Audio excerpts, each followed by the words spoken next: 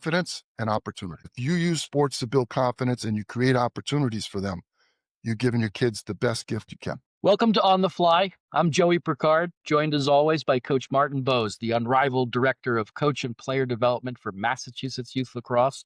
We have a very special guest today in Mark Koesterer, author, founder of the Players NIL. And on today's episode, we are trying our best humbly in our casual conversations on coaching youth athletes to redefine success in youth sports. I hope I'm not alone in thinking that the challenges of being a youth athlete in today's world have never been steeper. The pressure, the time commitment, the workload, the mental, the physical tolls, it can be overwhelming. For coaches, we're thrust into this turmoil, arguably responsible for a lot of those pressures and tasked with helping them to navigate these tumultuous seas that are youth sports in the 21st century. If that intro is frightening to you, remember, Martin, 2 feet, one breath, right? You're in good company. We're here to reassure you that there are boatloads of strong coaches and good people who are working hard to flip the script for the next generation. And one of them, Mark Koesterer, is here with us today. Mark, welcome. Thank you, Joey, for that nice introduction. Martin, great to see you again. Appreciate you So, being. Mark, we're going to ask you to give your bio. Tell us about your background. Tell us about your company and the work you're doing with athletes of all ages. But my intro to you is that you're an author of a couple of books, one of which is the NIL for All, and that's a big passion of yours. You also have one that's Unlocking Influence, and you can tell us a little bit about that as well. But you have one, I think that's in production or you're working on one, and I'm not sure if this is a working title or if it's locked in. I love it. It's called 12-Year-Olds Win for All the Wrong Reasons. And that resonates with me so hard because I'm a parent of a 12-year-old and I happen to coach the 12-year-olds in lacrosse in Duxbury, Massachusetts. So I can't wait to get my hands on a copy when you finish it. But why don't you tell us about your background and who you are? And then I have a fun icebreaker I'm going to have all of us answer. Okay, great. Yeah, so born and raised on Long Island, never played lacrosse, did not have it in my high school, which is unusual. I think they have it today, but was, traditional sports, football, basketball, played some tennis and ran some track in high school as a football coach required. But it was during that time that my parents, who were educators, taught me a very valuable lesson, and it's the number one principle of our company. And that is, how do you use athletics to better your? And for me, I was a basketball junkie, loved basketball, but I was athletically challenged, let's say, in that I was a 6'4" white guy that could not dunk a basketball. And so when you have those premium athletic skills, you become a Division II tight end, which I did. But I followed my father's leadership, and I was able to get a scholarship, play sports in college, which for those of us that have done that, just a great experience. Best friends of your life, incredible relationships. But as a Division II athlete, your last game is your last game. And so I circled back to the East Coast from the Midwest and ended up in Syracuse, where I developed the second principle of our business. And that is, how do you use athletics to better the lives of the people around you? And the whole premise is that athletes have never been celebrated at a higher level than they are today. How do we take advantage of it? I was involved with youth sports, specifically lacrosse, even though I never played. I was one of the founding partners in the Bryan Upstate Lacrosse League, which grew to about 3,400 kids in 20 plus communities. Started the high school program at Cazenovia High School in New York, which has won a couple state championships. We put about 260 kids in college today. So I have a deep lacrosse background, but more importantly, I have a sports minded background. 2008, I put it all together with my corporate experience, moved to Los Angeles, became the CEO of a sports and entertainment company. Quite frankly, was the coolest job in the world. We produced all of the scripted sports content in Hollywood, TV shows, movies, commercials, feature films, in partnership with the NFL, NBA, Major League Soccer, MLB. So you couldn't make a commercial or create content in a movie involving those marks without using us. So got to work with Kobe, got to work with LeBron, Tom Brady, Jason Tatum, all of the New England sports people that did a lot of throwback stuff. And it was the foundation for name, image, and likeness. We called it sports marketing. We didn't know what NIL was back in those days. 2020, I sold that business successfully and the NIL era began. And what I saw, Joey, was the same thing I'd seen in Hollywood. That was adults taking advantage of kids that weren't educated. And I didn't want to become an agent. I didn't want to become a deal maker. So I started an education company. That's my story. That's an unbelievable one, and we appreciate people like you because there are so many out there who do try to take advantage, aren't they? Yeah, I think, when there's money involved in power, it does funny things to people. And we could talk about the NIL era and how that's evolved, but my goal is to try and educate people so that they can defend themselves.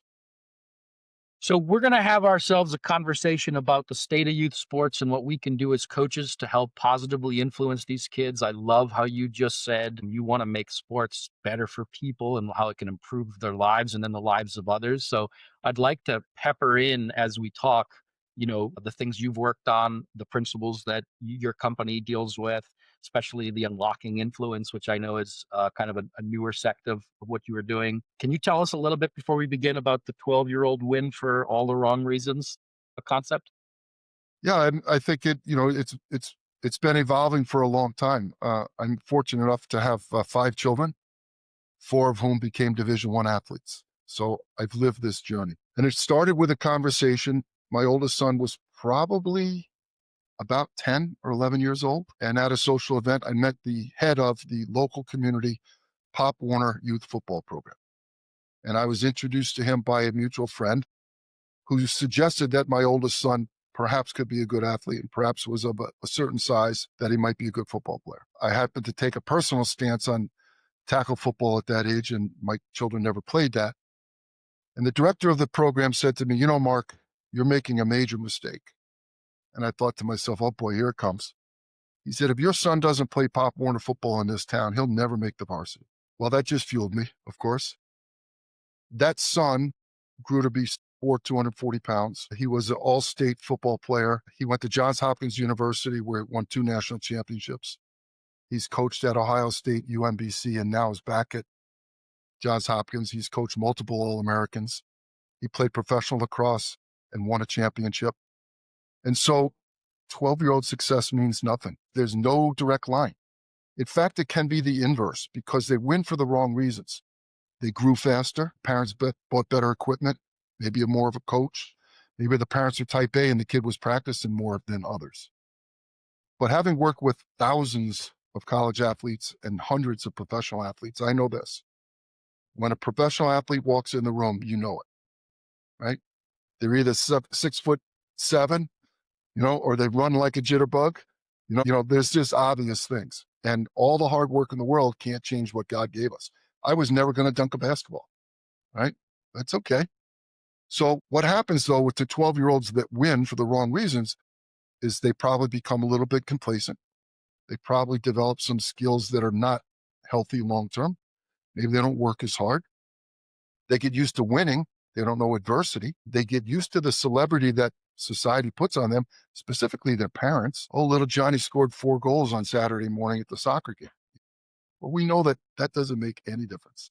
I'd rather little Johnny was fishing and enjoying his life, because if little Johnny's going to be a good soccer player, he's going to be a good soccer player. Now, there's a balance. Of course, there's some skills involved. But at the end of the day, the head, the heart, the hustle is what makes a difference. And that's the premise of the book. And you're with that phrase, you're talking like a true Syracuse man right there. Yeah, it's true. We definitely grew up watching Syracuse lacrosse as a foundational pillar of our youth lacrosse program. Coach Simmons was great to us. I just had this conversation the other night with someone. My first lacrosse camp that I ever ran was at Cazenovia College. It was with Paul Gate, and Tom Marichuk and John Zilberti were the guest clinicians. They put on a shooting clinic. They played horse, the basketball game, HORSE. And Matt Palin was in the goal. And it was one of the greatest shooting clinics I'd ever seen in my life, still to this day. Oh my gosh, I bet. That's amazing. So this is the point in the show in which we ask a little icebreaker. I'm going to ask it to Martin first to get us situated. I want all of us to think back to when we were 12 years old playing sports. What mattered most to you? Having fun. I really, really just loved playing sports. For me, it didn't matter what sport it was. That's just who I was. I was always competitive. That came natural to me. And what I didn't realize is that not everyone thought that way. But to me, I just want to go out there, compete, have fun, run around. It was very simple. It was not about necessarily having the right techniques or anything like that. Just giving effort in and of itself and being around other kids that were doing the same thing was what made it fun for me. Amazing. Mark, how about you as a 12-year-old? You already kind of talked a little bit about it, but expand on it a little bit more for us. Yeah, I think the same thing. We were playing every sport you could in the neighborhood, even sports we made up, uh, you know, crazy capture the flag kind of things, right? I did have, I'm trying to be a little bit self-deprecating, but I was a decent high school athlete, so athletics was going to be part of my life. In fact, I get kicked out of my neighborhood for playing basketball too hard against the neighbors. I had to ride my bike to the other side of town. I also started to develop a passion for sports, and I followed athletes. And I tell this in my lectures about riding my bicycle home on Thursdays to get Sports Illustrated out of the mailbox. I read that thing from front to back. I just love sports. I wanted to be like Bill Walton in UCLA. I wanted to wear Adidas Superstars, and I had Chuck Taylor Converse canvas sneakers. And that's what I remember is, just wanting to be like those guys that I read about. And once a week, we saw a game on TV. It was not every day like ESPN delivers.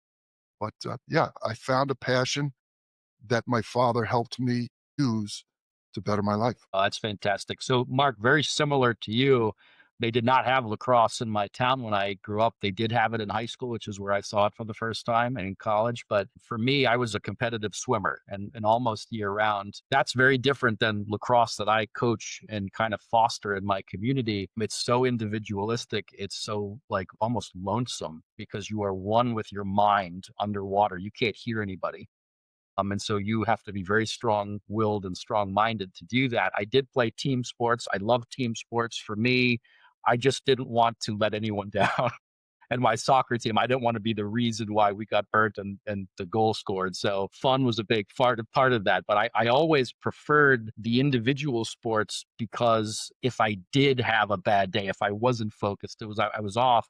I don't mind letting myself down. I don't mind looking in the mirror and say, you didn't have it today. But I do when I'm doubled up with my tennis partner. I do. And I love tennis. I'm a great tennis player.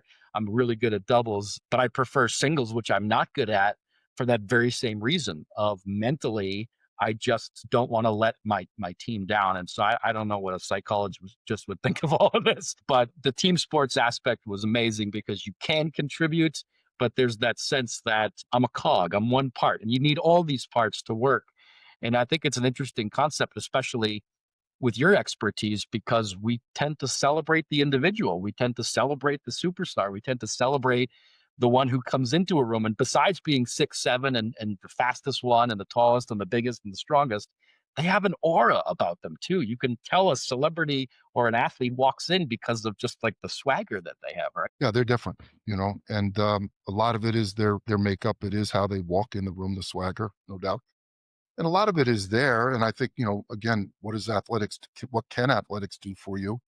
It can bring that out, can bring that self-confidence. It could give you the assuredness, also gives you a purpose. And let's be fair, it could be art, could be music, could be fashion, could be cars, could be culinary arts, whatever. I think it's important to have a passion, to use that passion to drive towards what success looks like. I would just like to chime in here. I think this is a powerful icebreaker for us to think back about, what was most important to us. And I think maybe this is a helpful call to action to any coaches out there and parents listening.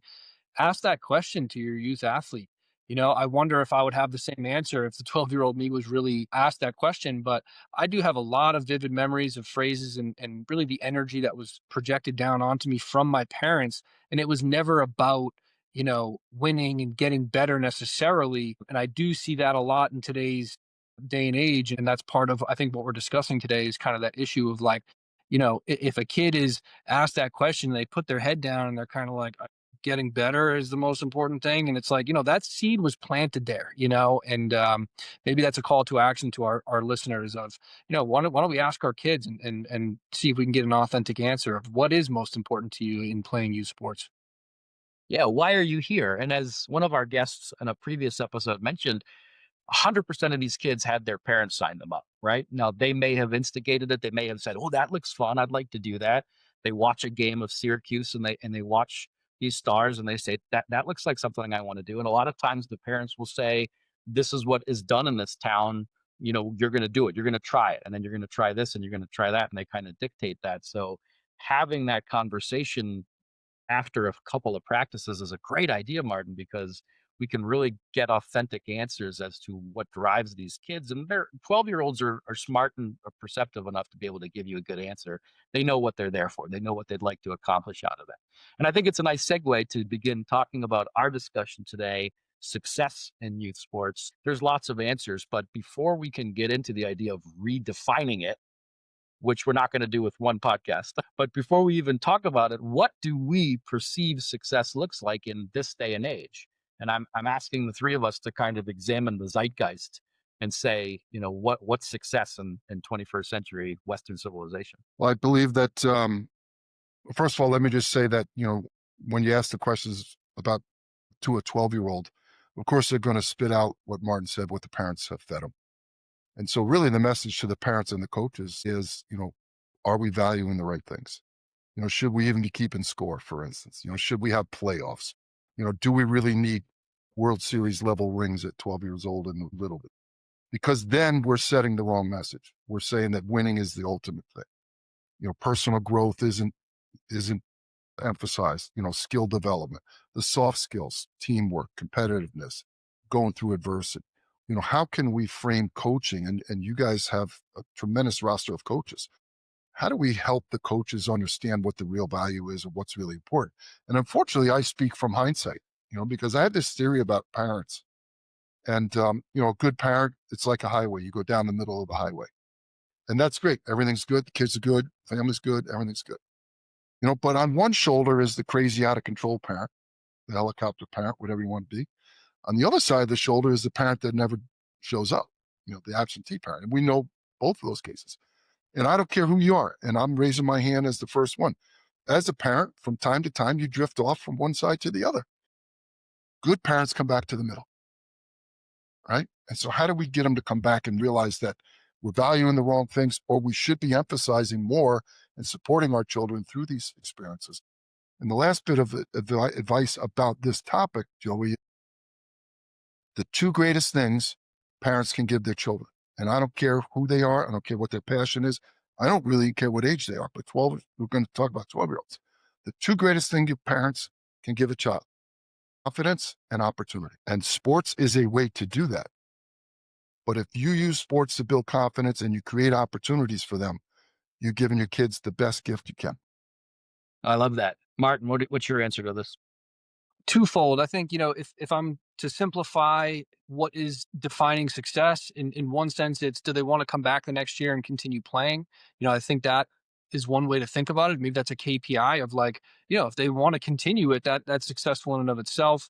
And the next thing I think is kind of your first principle, Mark, which is, using sport as a vehicle to become a better person.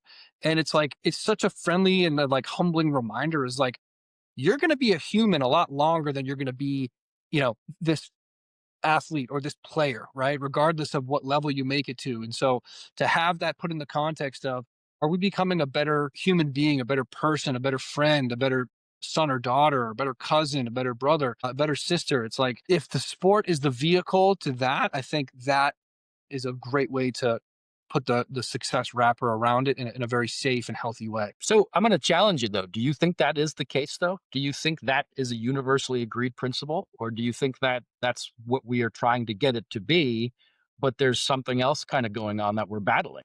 That's the hopeful in me, right? Yeah, no, Yeah. absolutely not. And I think what I see all too often is, is my kid on the top team? Because as we know, club sports has become more competitive at younger ages.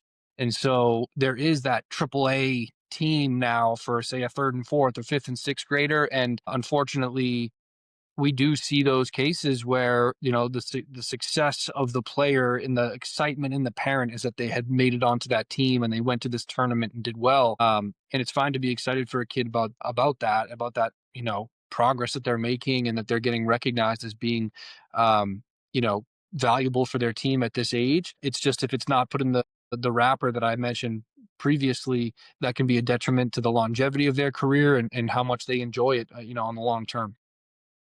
So, Mark, before you chime in, I want to say, yes, you are hopeful, and I'm not hopeless. I think that there's pockets of people and organizations, one of which is Mass Youth Lax, that believes in this and is fostering the right environment. But I do feel like it's a little bit of a minority. I feel like there's this win at all cost mania that has swept youth sports and maybe almost 2 decades now. It feels that way. Mark, do you kind of feel a sense that that's accurate?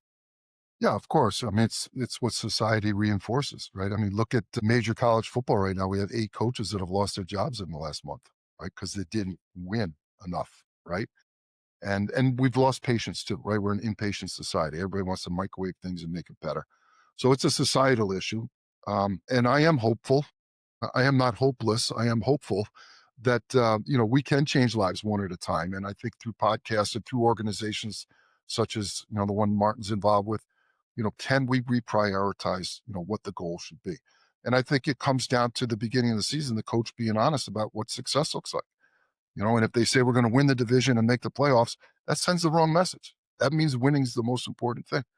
But if we say, we're going to develop these kids, but it's not fun, right? It's not sexy to talk about that, right? It's more clicky to say we're going to win, and mom and dad want to go to the cocktail party on Friday night and brag about their kids. That's just the way the world is. So we have some education to do, but I think, life is about a pendulum. And I think, we probably went from maybe, we could probably do a better job with coaching in youth sports to now we're doing too much coaching in youth sports. Maybe it'll come back to the middle. I hope so. So let's talk about it then. Who sets these goals? And I'm asking this on paper, but also in reality. Who's kind of responsible for placing these goalposts? Is it the athlete? Is it the parent? Is it the coach? Is it society? Or is it some combination of all of these? I'm trying to figure out how we got here. Yeah, it's probably a combination. I don't think that many 12-year-olds really know what success looks like to them down the road. They're just being told, but they know this. They know what they get rewarded for. They know when the parents talk about them. They know when the other parents of the other players come up and say, great game.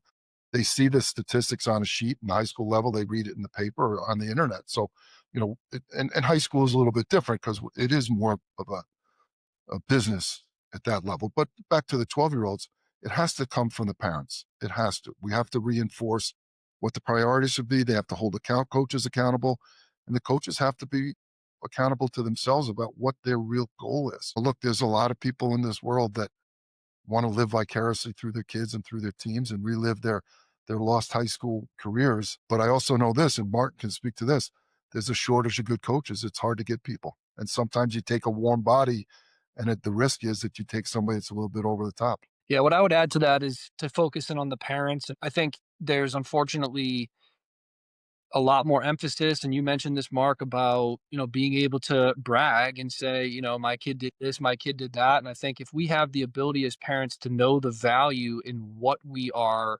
proud of our kids about, in the context of like, am I more excited that they won the game and scored these goals, or am I more excited that they continued giving effort, or they were helping up an opponent after a collision or something like that, something oriented around being a good person or being growth mindset oriented, because there's nothing necessarily wrong with like bragging about your kids in and of itself, but if we're bragging and we're trying to boast about the winning or the accolades versus the character traits, I think that could be a hard distinction of like, hey, let's brag about our kids' character traits. Let's brag about their ability to continue to persist and give effort even after they fall down and make mistakes. And what a gift that can be for young minds to hear the praise and get the rewards of their parents' excitedness and you know uh, of not necessarily love, but attention around performance centered with character traits as opposed to the results and the accolades. I agree. We briefly interrupt this episode to remind you all about the New England Youth Lacrosse Convention.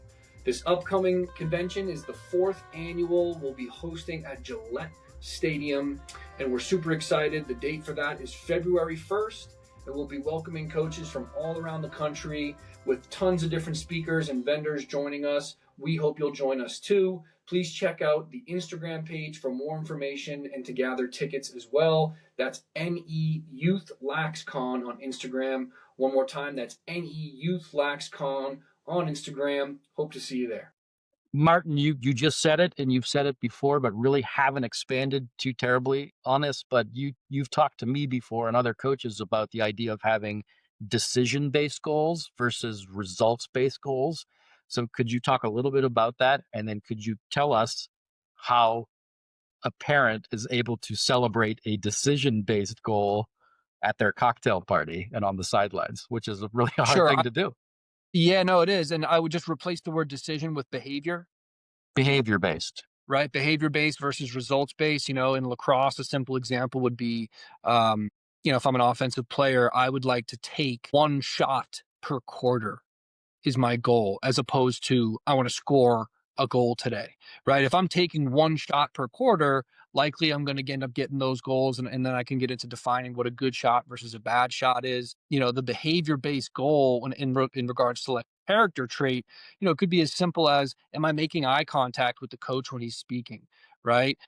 Am I continuing, as a great example that I already mentioned, am I continuing to give effort after I fall down or after I make a mistake? That's a chose behavior, right? As opposed to the result of, did I get the ground ball or did I give effort in the attempt of getting the ground ball? And the praise that I get is going to shape my belief system around that of, oh, I'm so proud of you that you got the ground ball.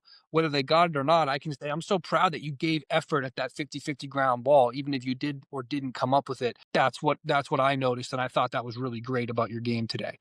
Um, and I think that can have a ripple effect when parents are talking to other parents, like we're kind of mentioning here, is like, I'm working on how I talk to my kids and having them orient more around the behavior based goals as opposed to the results. And ultimately, what I want for kids, if I want them to perform their best, being behavior based goals is going to get them into flow states more often. If I'm thinking about scoring a goal, I'm going to clench my stick a little tighter. And then if I miss, I'm more likely to have those negative self talk loops of like, man, I don't have it today, or I stink, or whatever, as opposed to like, I'm going to get my shot. I want to get a good shot. I shoot and the goalie stuffs me or I miss. Nice save, goalie. That does, I'm not going to knock my confidence because I'm focused on the behavior as opposed to the result. This probably should be an entire episode in and of itself. It's really rooted in growth mindset. Yeah, there's something very powerful, I think, from a parent being able to lean into that and learn about the value of being more behavior oriented as opposed to results oriented. So, Mark, you talked about racing as a kid home to get that magazine, right? And to pour over, and I'm sure it was filled with stats and all sorts of stuff like that. But to Martin's point, like there's no stat for making eye contact, right? There's no stat for great effort. So, is this something that we could potentially change somehow? I don't know. Yeah, we have to value it, right? We have to reward it with praise. We have to talk about it. We have to celebrate it at the cocktail party on Friday, to use that analogy. And we have to be patient, right? I mean, 12-year-olds win for all the wrong reasons. Some kids just aren't fully developed, right? And some kids going to take longer. And some kids may not have a passion right now, and they may be doing it for the wrong reasons. And at the end of the day, we all know the kids that didn't love what they were doing and they burned out. Some of them, unfortunately, don't realize it until they get to college. And how many freshmen withdraw from the team at their first year because they found out that they really didn't love what they were doing. Yeah, we have to reward it. I think to share it, Martin, right? To put that out at the organizational meeting at the beginning of the season, maybe to share updates, hey, this is the score of the game, but here's our soft wins, or here's our soft skill development. Reward it with praise, reward it with sharing, reward it with networking the message so that everyone's cheering for those same things. Mark, are you somebody that feels like if we were to put an email together after the game and we put all the families on it, here's how we did today, and here are those soft victories, and here's how we're doing it, that everybody should have it? Or do you feel like it should be still something that you aspire to, that we're going to call out 4 or 5 kids for this? And maybe as coaches, we make a conscientious effort to spread that out and to try at some point to say something positive about each kid. But do you feel like it's an email in which, here's my 20 kids, I have 20 accolades? Is that something that you think is fair? No, I don't think you have 20 accolades, but I think the email goes to everyone because you're trying to build culture. Okay. So it goes And to the everybody. culture is that everyone's on the same page about what's important. Yeah, I think that's an interesting way you pose that question, Joey. I really like that as a thought experiment. If I'm valuing that as a coach and I know the value in sharing that to the parents, When that post game email goes out, it could be as simple as, here's what I was focused on, speaking about in the pregame, and here's a few examples, and I can name names if you want, of where I saw that in today's game, and big shout outs to those players. And to those that weren't mentioned, that doesn't mean you didn't do a good job, but this is what we're valuing. And yeah, I mean, I think to re-emphasize what you mentioned, Mark, like if we are truly valuing these, I don't know if soft skills is the right word. Sometimes people have a negative connotation with that. But if we're valuing these character traits as opposed to the results in and of themselves, we're going to speak about them more often. We're going to bring them up in our communication, whether it's in person or through an email. And the more that we can sort of, yeah, put that at the forefront of the communication, I think the faster we can start to shift things back towards the center, to use your analogy of that kind of, spectrum that we're on. Yeah, I think, what are the soft things? You should write those down and figure that out. What are the important things? Is it that someone volunteered to pick up all the bowls at the end of the field after warmups, right? That's a pretty cool thing. That says a lot about character, teamwork, willing to sacrifice whatever it is. Is somebody, you know, helping somebody that forgot their helmet, they had an extra helmet, or forgot their mouthpiece, or, all the things that 12-year-olds forget, right? Somebody offered to share a stick when a stick broke, right? Reward those things that really kind of cool. Love it. And I think there's another really, really specific example that's relevant to our league. In Massachusetts youth lacrosse, within the classic division, we don't do A and B teams. If there's multiple teams in an age group, we try to even them out. One of the things that many coaches struggle with is this kind of differentiation of coaching, right? Like, I've got these kids that play club and are really, really skilled, and I've got these kids that are novice and brand new, and they don't really know how to pass and catch and everything yet. And what ends up happening is, like, a lot of times these more experienced players are, getting frustrated with the newer players because they threw them the ball and they didn't catch it or what have you, right? And it's like, if we can start to teach leadership skills, which we've talked about in the past, to these more experienced players, and having the ability to continue to pass the ball to that newer player, whether they catch it or not, and be more encouraging and not be like, oh, upset and frustrated because they dropped the ball. And maybe even helping them with, encouragement on the sideline, and being like, hey, man, it's okay that you dropped it. Like, I'm going to keep passing you the ball.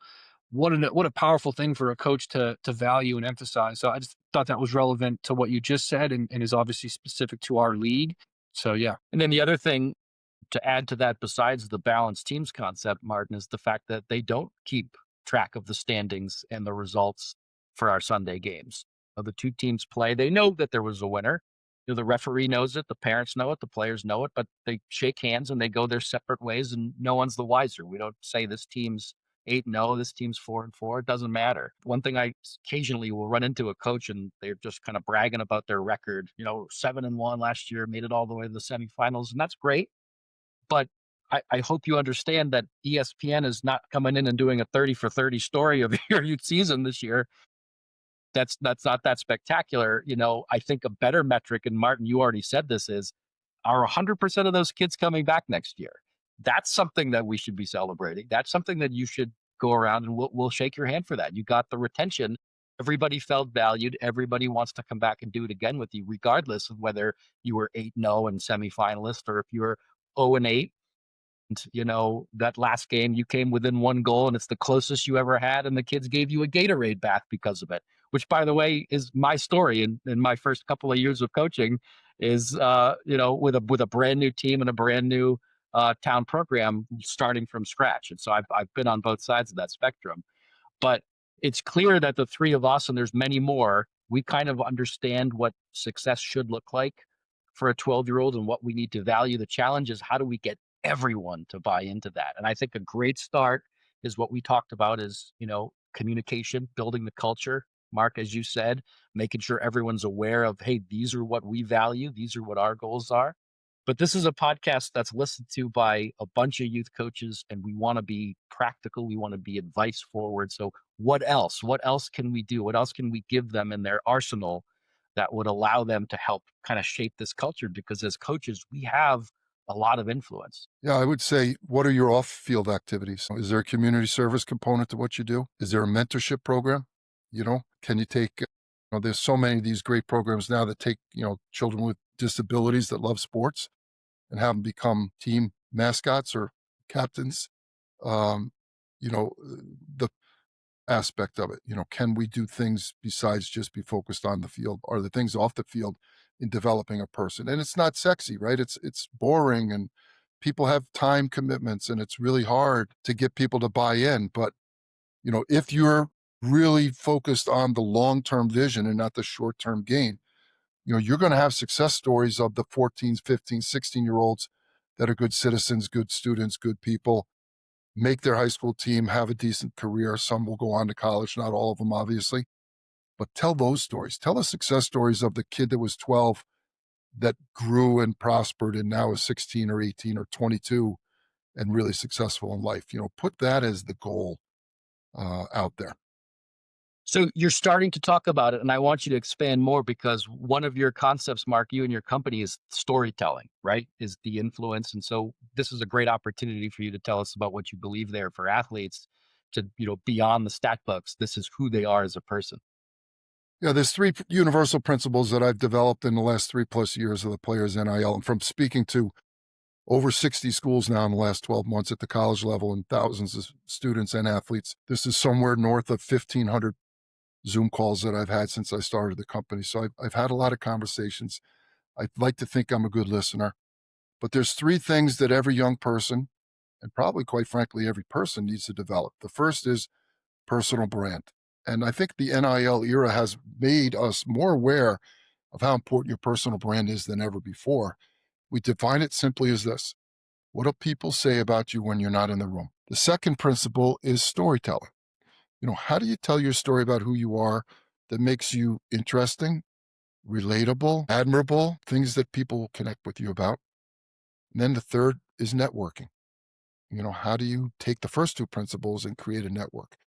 And I think at the professional business level, those answers are a little bit different than at the college level, than at the high school level, than at the youth level.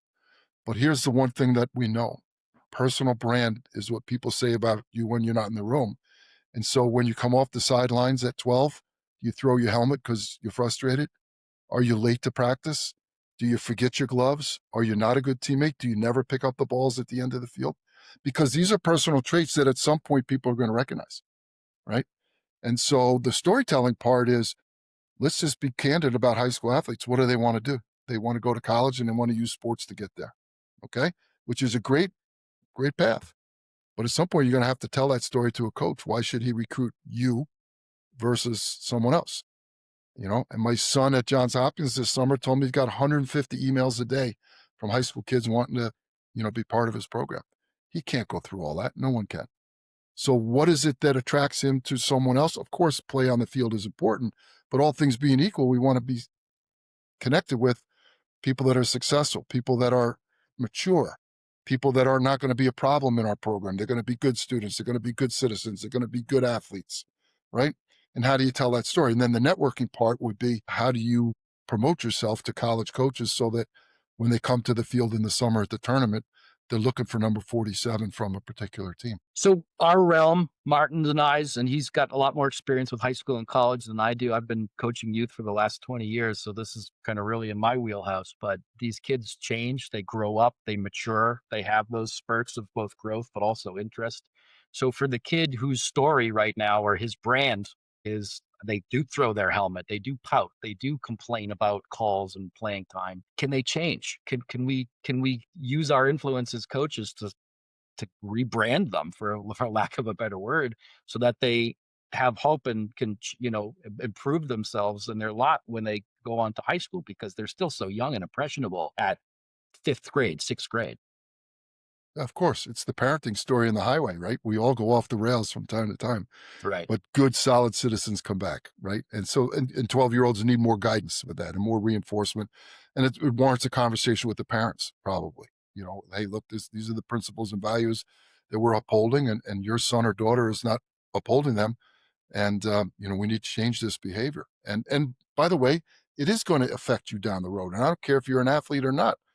No one wants to hire the kid that threw his helmet in the parking lot, because they're going to do the same thing when adversity hits in their second year of their career in the job in downtown Boston. We want people that can fight through this, that can grow, can evolve and can change. Martin, I have want you to something chime in. here. I really do. Yeah, no, I this is a personal story, and I gotta eat a slice of humble pie here. I have a very vivid memory of playing poorly in a winter indoor league in my high school years, early high school year.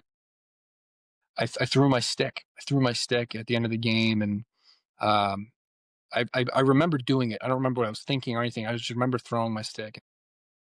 I think there's a few lessons here. One is that you absolutely can change. I did. Two is the language that's used, particularly from the parents, that I think a lot of kids really, really seek out to make their parents proud and to be adored by them.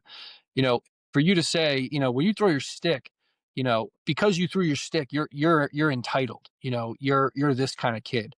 And to put that label on a kid can be detrimental as opposed to, when you threw your stick, it made you look like you're entitled. That thing that you did right there was something that an entitled kid would do consistently. That doesn't mean that that's who you are, but that behavior really was not taken well by your teammates and your coaches. I think you should try to, work on getting out your frustration in different ways. And, the language that parents use and obviously coaches as well of like, how can we phrase things and mistakes that are made in a way that doesn't put the kid in a box to say, oh, this is how I am, as opposed to that's a choice I made. It was a bad decision. What's a better choice I can make in the future? And so that one's near and dear to me because I vividly remember like replaying that in my mind, like, oh, I'm so embarrassed that I did that. I shouldn't have done that. And then I gave myself grace and I worked through it and was like, look, like ultimately why I threw my sticks. I was frustrated. I'm so competitive that I wanted to play well, and I was so pissed off that I didn't. That's how it came out in that moment. And guess what? As I grew up and matured, I found different ways to be, not so hard on myself and not lose that competitive edge at the same time because there's value to that. So I think the language that's used is incredibly powerful for a developing mind so that we're not putting ourselves in a box. Absolutely. So, are there resources we can provide to coaches, advice on language to use? Another thing I was thinking of is we talked about pinpointing a couple of things like picking up the balls after practice and recognizing that as someone who's careful and attentive to their environment and selfless. Would it help coaches to kind of have a list of things to look out for? Because we're not the most creative people in the world, having to kind of invent these accolades. Is this something that a league like MYL could do as a resource to say, hey, these are traits that we should value, look out for them and call them out and celebrate them. And that's one way that you can change the culture and redefine success. What do you think about that, Mark?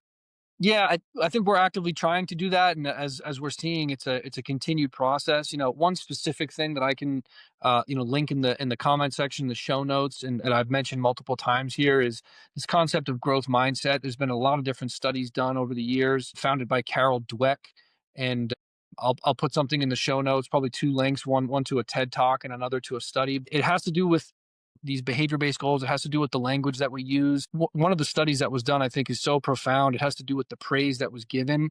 They did it in a math testing environment, and they were telling a certain group of kids, "You're so smart. You're so good at math. You're so intelligent." And where they told the other group of kids, "I love you're giving great. I love how you're focusing. I love how you keep trying, even if you don't make mistakes. You're up for a challenge." And no surprise to us or anyone that's kind of putting the math together here, like which group did better. It's the group that got the praise around the effort and the challenge, right? Because the kids that think that they're good at something are less likely to be up for a challenge because that might put their identity on the line. And that's a powerful concept, but and it's profound, but it's not super complicated to implement into day-to-day life and how we communicate. I would also just make it a call to action and an encouragement to parents and coaches out there.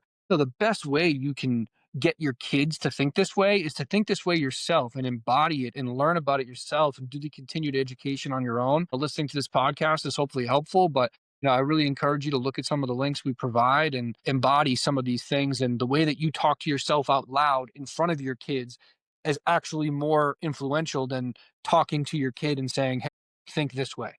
Mark, before we hit the final part of this, which is a Q&A from other coaches who heard our topic and want to contribute some questions to it, will you expand upon, because you've already kind of briefly talked about it, but the notion that athletics does remain a pathway to a degree, to a first job, and then lifelong skills that can build enduring success. Yeah, I think, the principle that I embraced with my children was, how do we use athletics to get to a school academically that we might not be able to get to, right? And that's a great concept right there. And we know that athletics has slots and admissions, and it's great. And I was very fortunate. My oldest son went to Johns Hopkins. My second son went to Duke.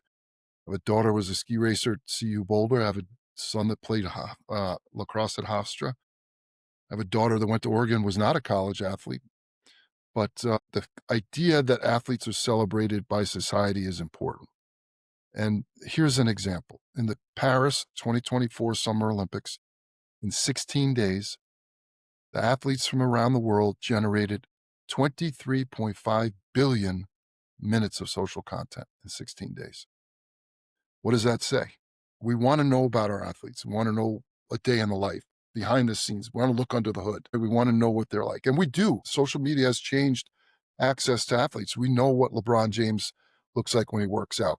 We've seen people going for strolls in the park with their wife or their kids or their dog. But how do you leverage that, right? How do you create a mindset of what does success look like? And not next year or the year after, 5 years, 10 years, 15 years down the road, 20 years down the road. Where do you want to live? How do you want to work? What kind of family do you want to have? What kind of lifestyle do you want to have? And then what are the milestones that you need to achieve to get there? And for college kids, I say, I'll fill in the first two. You got to graduate and get your first job. For high school kids, I'm going to say you got to graduate and get to college. All right. So the high school mentality is similar, but the goals are a little bit different. But take that long view. What is it that you want to do? What are the milestones? Be patient to achieve those, but be very direct about what you want to do, intentional about every action that you take towards that. And so I think using athletics to create opportunities, especially on platforms like LinkedIn at the college level, incredible opportunity. And we set a goal for our college athletes to have 3,500 connections on LinkedIn by the time they're a senior. And my prediction is that they'll have 3 to 5 job offers, not job interviews, because they will have built a bridge to potential employers, long before there's a job posting. And they will separate themselves from the average student that's sending an email to an inbox with a PDF resume attached. And so that's the storytelling part, right? And that's the networking part. And so absolutely athletics is a pathway to long-term success if you know how to take advantage of it. I don't love everything that NCAA does, but I do think they had a brilliant ad campaign where they still show it. They do a commercial. I think they do it every March Madness where they say, there's 360,000 athletes in NCAA, and almost all of us are going pro in something other than sports.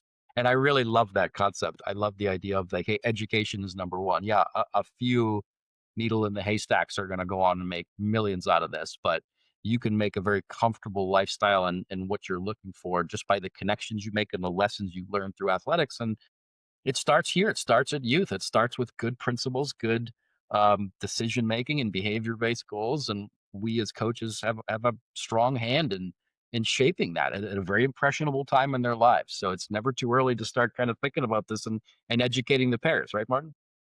Yeah, no question. I mean, and Martin, I just want to say, Martin, you shared your story about throwing a stick.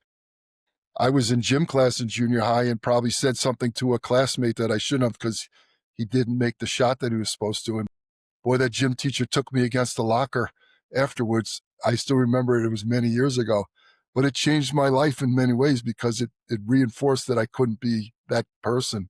And I don't know that I ever told my parents that story.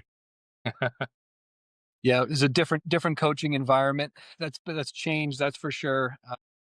And I just want to reemphasize like those two principles that you have using sport as a vehicle to become a better person, and focusing on the character traits. I just think it's so powerful. And I also think, the second principle of how are you making other people better? Like that's something that it's just it's such a advanced and high level skill that can get boiled all the way down to a youth lacrosse player of like, you know, how am I making my teammates better right now? Like that thought process is so mature and so powerful and so relevant. So yeah, I appreciate the work you're doing. I think this is going to add value to a lot of listeners out there. So thank you. Yeah, thank you, Mark. So any final thoughts before I ask some questions on behalf of other coaches? That's Yeah, something no, I wasn't able to set you up for. No, I think you nailed it. Like, I mean, how to use athletics to better your life. And it's a very complicated answer. It takes time and patience, but let's value the right things and what success looks like. And it's different for everyone. Name, image, and likeness has woken us up to the fact that athletes are celebrated by society. Let's learn how to use that to better our lives. So we're planning on having some live shows in which we can field questions in real time. But in the meantime, things are pre-recorded like this one. We've shared our topic with some coaches in advance, and we got some questions that we've gathered and we're going to ask. And any one of us can answer it. This is open for anyone who has an interesting answer.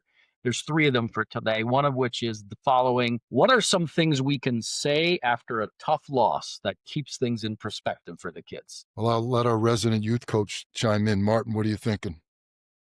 First thought that comes to my mind is a quote from a good friend and colleague of mine, Dr. Thomas Reed. He talks about one of his elders that would preach to them, play in a way that allows your brother to play tomorrow. And so I think that's a powerful mantra, say, before you play, of like putting things in perspective of like, I'm going to play so hard, but in a way that I'm not being cheap and dirty, and that my brother can play tomorrow. And I think it brings me there, after a tough loss. I'm like, you know, if I played hard enough that I'm proud of my effort, yet I played with class in such a way that my brother can play tomorrow, it's all good, And I think in one word, it's perspective, right? It's the gratitude of being healthy enough to play a sport. That's where I end up going too, is like, what is our perspective if we're so entitled to think everything's supposed to go our way, right? Like, if I have a healthy body and mind and I had the ability to play a sport today, regardless of the result, that's something I can be grateful for. And that's where I go. I love that. Mark, how about you? What would you say to a group? Yeah, I would just say that the ride home should be the same whether you win or you lose. I really love that. So I've certainly had my fair share of losses. We all practice hard in order to compete hard, and we expect them to put a notch in the win column from time to time. But and I didn't invent this. I stole this from someone else, but I'll tell these kids, there's 2 outcomes of a game, and neither of them is losing. You're winning or you're learning something.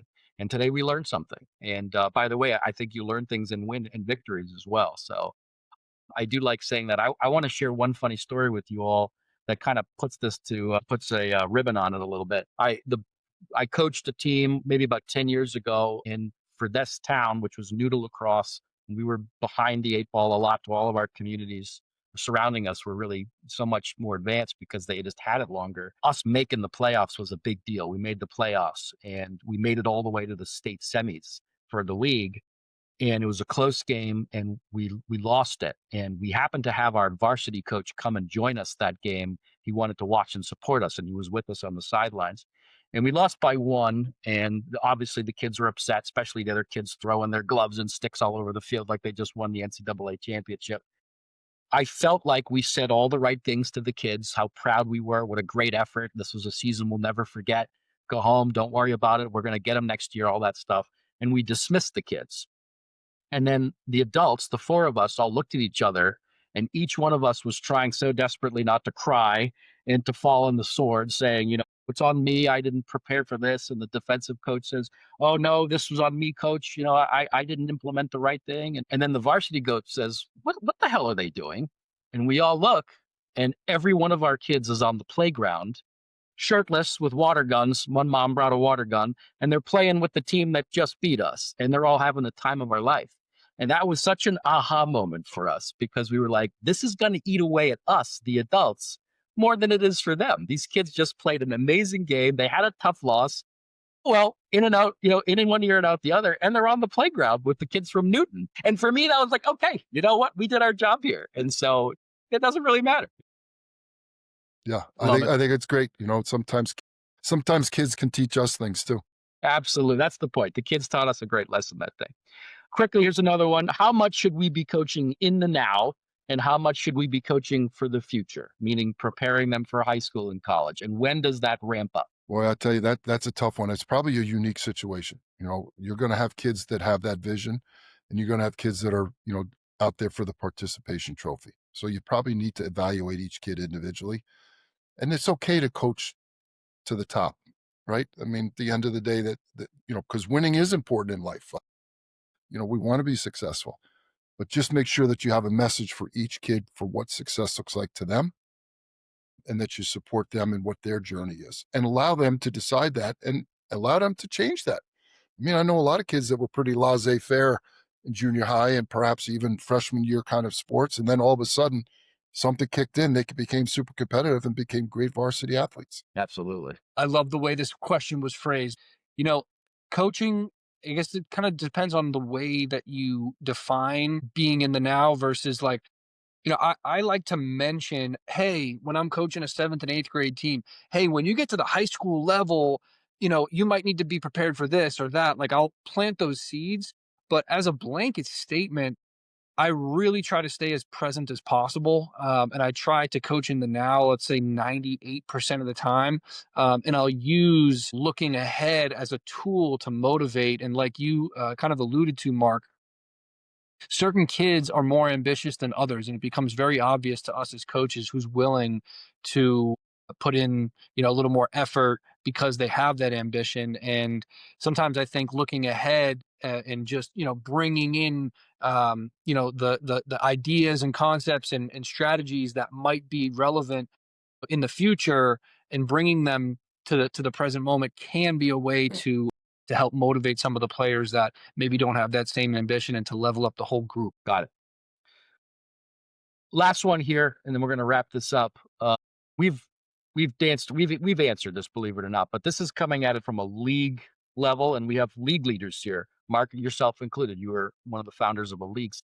While league and tournament champions are often recognized and praised, a lot of which kind of comes through social media, take team pictures of the champions or whatnot. What are some other awards and recognitions that the league can use to highlight effort, integrity, and commitment? And while you're thinking of other options, I will say that one thing I love about MYL, Mass Youth Lax, is they do recognize week to week basis sportsmanship of the week awards. They'll allow submissions of people who, whether it's a coach, whether it's a player, something that stood out on a Sunday that says this was meaningful. This here was the situation, and this coach or player went above and beyond to show some character and some sportsmanship. And I love that MYL recognizes that. I think that's one answer to this question, but do either of you have any other suggestions for the league level? Martin, you're Yeah, the I think man. I think a through line for the league and for the town itself, for the actual team coach. The end of year awards is something that not everybody does, first of all, and you could slice and dice it however you choose, right? And I think if it's just offensive player, most valuable player, defensive player of the year, that sends a different player message than we've got our most improved, we've got our teammate of the year, we've got our leadership award, we've got our community service award, maybe we've got an effort award, and hey, maybe we've got a growth mindset award. But I think that's a really, easy way to prove that this is what we value as an organization, whether it's a league or for a town program. And I also do encourage coaches out there, if you're working, if you're a coach for a team, not necessarily a league administrator, but just for a team, even if it's just a pizza party or just everyone, hey, after the last game of the season, we're going to go meet up at the ice cream parlor. And, that does wonders for the experience of the kids and how they remember that entire season. So I've played on teams that we had a post-season ceremony that was more formal, that was more casual. I've also played on teams that we just kind of last game happened and that was it. And what a difference it makes to actually have a gathering with some intentionality behind it. So really encourage coaches and administrators to try to make that happen at the end of the season and to be thoughtful and intentional about the awards that are given out. And even if it's not awards, even if it's just, the speech that you give to kind of put a bow on the end of the season is like telling stories of those moments that were valued in the character traits like we've talked about throughout this episode that you view as the successful moments. And they won't be about the wins necessarily, right? Because you've done your research and you value those things. Amen. Mark, anything to add? Yeah, I think that's all great. And, I just wonder if there's, the non-competitive things to measure, whether it be grades, community service, fundraising. How about attendance? How about we award somebody that comes to practice every day, right? Participation. We don't want to give participation trophies, but those are the skills that are important. And so I would just say it to that, but I think Martin had a great list. I think you both did. And I thought that this was an awesome, awesome conversation to have. It could have lasted another 2 hours, but Mark, we appreciate the time that you did give us. We look forward to the release of the newest book about the 12-year-olds and why they're winning for all the wrong reasons. I hope that this conversation is one of many that is being had across the country to help shift our priorities. I look forward to meeting you face to face at the New England Lacrosse Convention in February. And Martin, just want to thank everybody for tuning in, and you, as always, for being a gracious co-host with me, and the folks at Mass Youth Lax for powering this conversation, and many more that we're going to have. That's it for me. Any final thoughts from you? I just want to say thank you for the opportunity. I love the mindset. I love that you're having this conversation. It means that you value these things. And your parents and your players are fortunate to have you as leaders. And please let me know if I can help you or any of your listeners in any way. And I too look forward to February. Yeah, we'll take you up on that for sure. Mark, where can we send people to find more information about your business? Thank you. Theplayersnil.com is our website. We're on social at theplayersnil. For parents or coaches out there with LinkedIn profiles, I post leadership lessons, educational points daily on LinkedIn. Please follow me, Mark Koesterer at LinkedIn. As Kurt Signetti said in Indiana, I'm easy to find. Just Google me. Amazing. Well, thank you again, and thank you all for tuning in to On the Fly. Thanks, Thank Mark. you. Have a Thanks, great day. Joey. See you guys next week.